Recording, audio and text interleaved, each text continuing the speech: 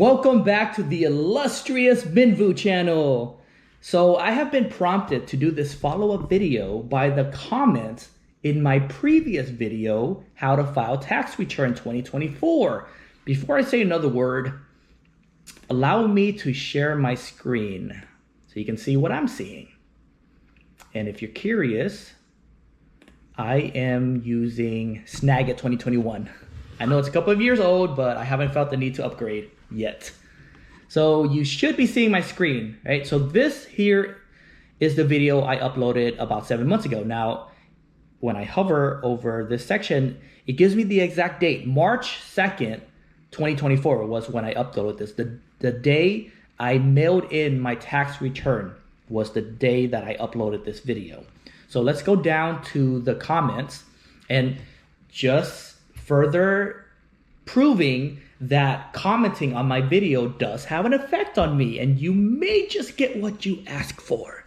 Okay, so let's look at the very first comment. And okay, before I do that, look at the number count. It's 28 total comments, but most of the count consists of my replies. So technically there's not too many original comments. So there's 1, 2, 3, 4, 5, 6, 7. So there's only 7 unique comments, and one of them is actually my wife. So not too many, but I do want to address some of the questions on here. So the first comment is, this is a super complicated process. Good luck. I'm going to mail mine in now. Now, I would have to disagree with this assessment. I don't think it's complicated.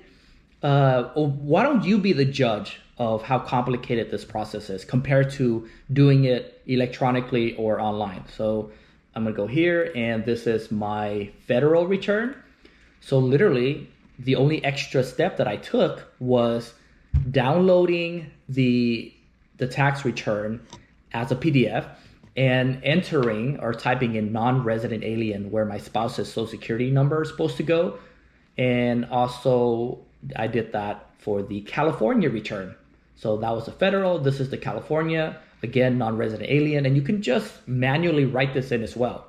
So that's the only extra step that you have to take. The only thing that's different than filing it electronically. So I don't see how much more complicated that is. Okay, so it just occurred to me that there is another step you have to do that's associated with filing non-electronically.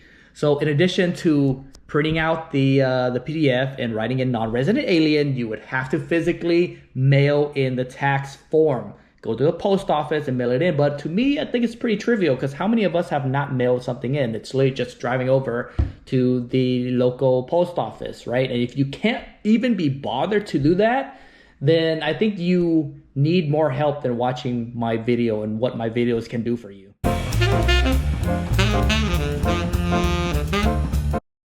I don't see that as being much more complicated. Okay, so the next one is from this person, Michael Janizek. You know, when I first saw his name, I was thinking, if he were a janitor, that would be so poetic. My name is Michael Janizek. I am a janitor. But that's beside the point. Okay, he says, have you received your refund yet? And yes, that is an emphatic yes, I have received it. So the method that I outlined in my original video does work, and I'll show you proof that I got it. Okay, so I mailed in early March, and I did not get my refund until mid-April.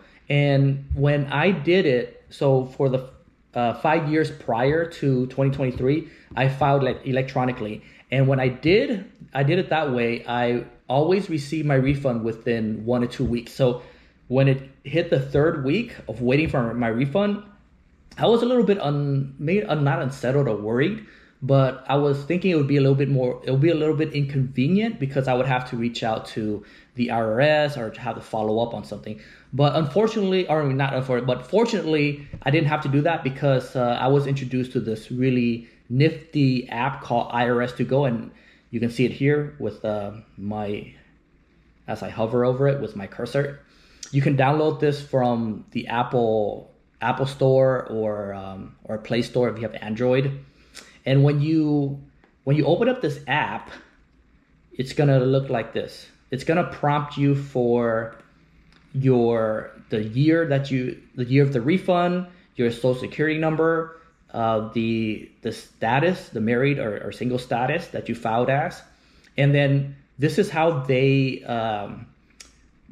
verify your identity. You have to enter the exact amount down to the decimal place. Okay, so if let's say if you know your neighbor's social security number and how they filed, you still would not be able to access their refund status because you wouldn't know the exact amount of refund they're getting. So that's how they verify your identity.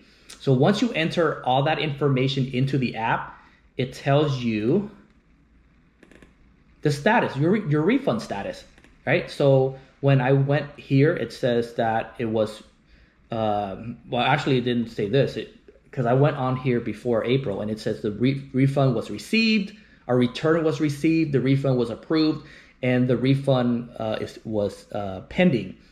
I took a screenshot after the fact, so it says that it was deposited on the 10th, and I can show you as well on my bank account. Indeed, it went into my checking account on the 10th of April this year from the IRS. Okay, so I just showed you irrefutable proof that I did get my refund. And again, Michael, this comment here prompted me to make this video. An updated video would be fantastic. And I thought, why not? I don't have anything to do or anything planned today. So just take maybe 1 or 2 hours out of my time and answer these questions on a video. And this is my lovely wife, helpful video. And I don't know how helpful it is to her. I think she's just trying to promote my channel. I love you, baby. Okay, so this next question is, if my wife is overseas, does she need a social security number and ITIN? Can I file jointly? I don't think you can file jointly. If your wife is overseas, you would have to file married filing separately. In order to file jointly, she would need an ITIN, okay? Now, can I paper file with only 3 weeks left? As a matter of fact, you can paper file with 1 second left, because when you go to the post office and you mail the envelope in, they'll stamp the time on there, and as long as it's prior to the deadline, it'll still go through. The IRS will still accept it based on my experience. Okay, keep on. So the last question, a couple similar themes here. What about her signature? Do I need to get her signature? Now, I don't want to chastise these viewers, but they did not watch my video, because in the video I made it pretty clear that you do not need your spouse's signature because they're a non-resident alien residing overseas, and that's the beauty of printing out the tax return and just typing in non-resident alien. When you do it like that, you do not need their signature. Okay. All right, it looks like that's the end of all the comments, and hopefully that provides you with information you need to have a successful tax filing season for next year.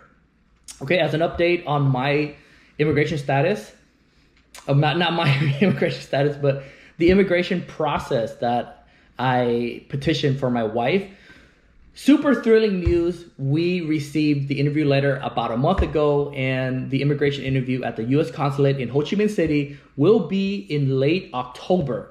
So it's a really exciting time in our relationship. So we're almost at the finish line. Everything goes well. Probably early next year, we'll see my beautiful wife here in the States, and you can expect to see her beside me making these videos. So yeah, all right, I'll see you guys on the next one. Bye bye now.